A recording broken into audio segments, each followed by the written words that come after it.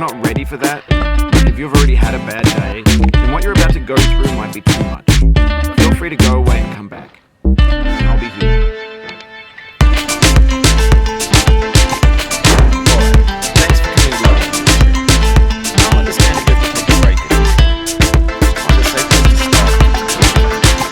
Don't worry, I'll save your progress always, even your mistakes. This game is a homage to a free game that came out in 2002 titled Sexy Hiking. The author of that game was Jazuo, a mysterious Czech designer who was known at the time as the father of B games.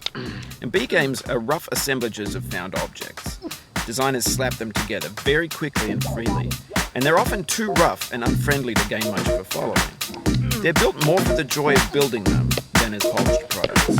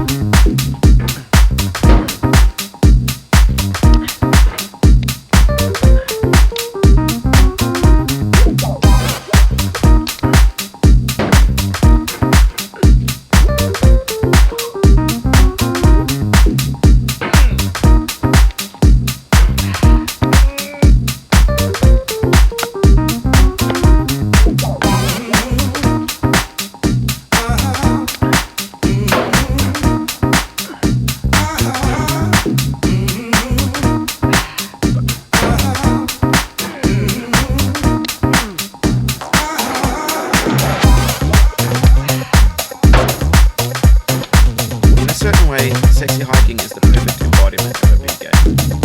It's built almost entirely out of found and recycled parts, and it's one of the most unusual and unfriendly games of all time. In it, your task is simply to drag yourself up a mountain with a hammer. That act of climbing, in the digital world or in real life, has certain essential properties that give the game its flavor. No amount of forward progress is guaranteed. Cliffs are too sheer or too steep, and the player is constantly, unremittingly in danger of falling and losing everything.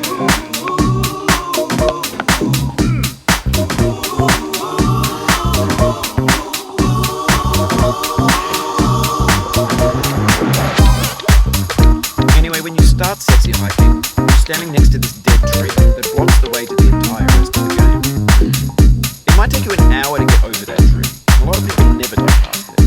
Prod and poke at it, exploring the limits of your reach and your strength, trying to find a way up and over. And there's a sense of truth in that lack of confidence. Most obstacles in video game worlds are fake. You can be completely confident in your ability to get through them once you have the correct method, or the correct equipment, or just by spending enough time. In that sense, every pixelated obstacle in Sexy Hiking is real.